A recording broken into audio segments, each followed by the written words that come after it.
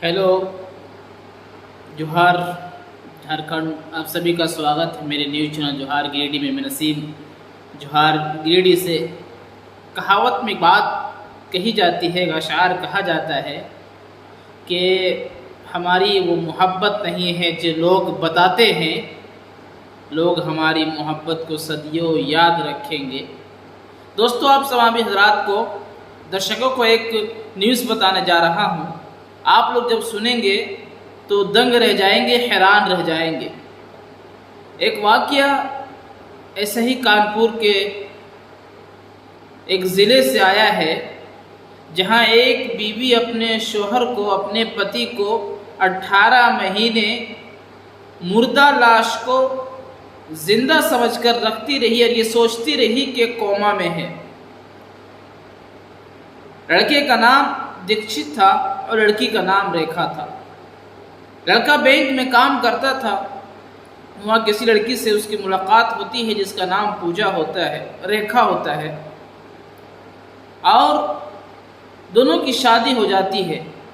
शादी के 5 साल बाद एक एक्सीडेंट में दीक्षित का मृत्यु हो जाता है।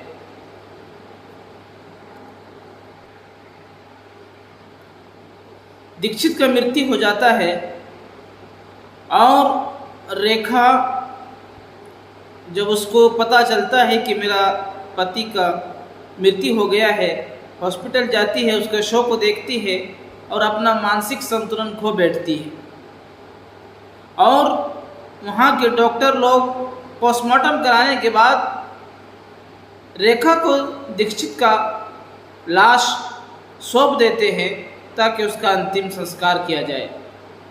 लेकिन रेखा ये समझती है कि मेरा पति अभी तक मरा नहीं है, वो कोमा में है, और उसे अपने घर ले आती है। और वो कानपुर के एक ज़िले में वो अलग रहती थी।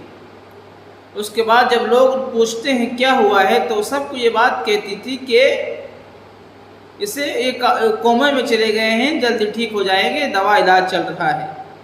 और रोज़ाना उसके कपड़े को खोलती थी, पूरे कपड़े को, और गर्म पानी से साफ करती थी और गंगा जल से उसे धोती थी। ऐसा चलता रहा। ये अप्रैल 2021 का वाक़या है, जब लॉकडाउन लगा हुआ था, तो किसी को मालूम नहीं था कि ऐसा हुआ है। एक दिन जब वहाँ एक आदमी पहुँचा तो उसे बदबू आई, इसलिए कि लाश को काफ़ी टाइम हो रहा था और लाश सड़ रही थी, तो उसके अंदर से बदबू आना शुरू हो गई थी। जब बदबू आना शुरू हुआ तो उस आदमी ने पूछा कि क्या है, आपके घर से इतनी बदबू आ रही है? तो रेखा ने कहा कि मेरे पति बीमार हैं, उसी से बदबू आ रही है। उस आदमी ने आसपास के लोगों को बताया, लेकिन कोई लोग सीरियस नहीं लिए। एक दिन हुआ ऐसा कि डॉक्टर लोग जब कोरोना के टाइम में तमाम घरों का निरीक्षण कर रहे थे, जब उसके घर पहुंचे तो देखे कि बहुत तेज़ बदबू आ रही है।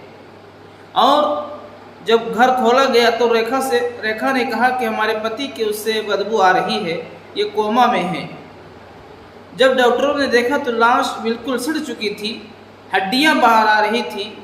तो डॉक्टरों ने जब देखा और रेखा का मानसिक संतुलन भी जांच हुई, तो पता चला कि वो पागल हो चुकी है अपने पति के मृत्यु के बाद। इसीलिए वो अपने पति को 18 महीने अपने घर में रखती है, ये समझ कर रखती है कि वो ज़िंदा होगा, अब होश में आएगा, और उस पर रोज़ाना उसको धोती है, उसको साफ करती है और उस पर गंगा जल छिड़कती है।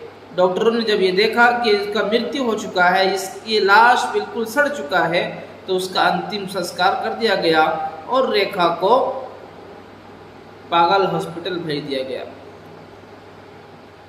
दोस्तों, आप सभी का धन्यवाद। हमारे इस YouTube चैनल को सब्सक्राइब करें और बेल आइकन भी दबाएं, और इस तरह न्यूज़ पाने के लिए हमें सपोर्ट करें।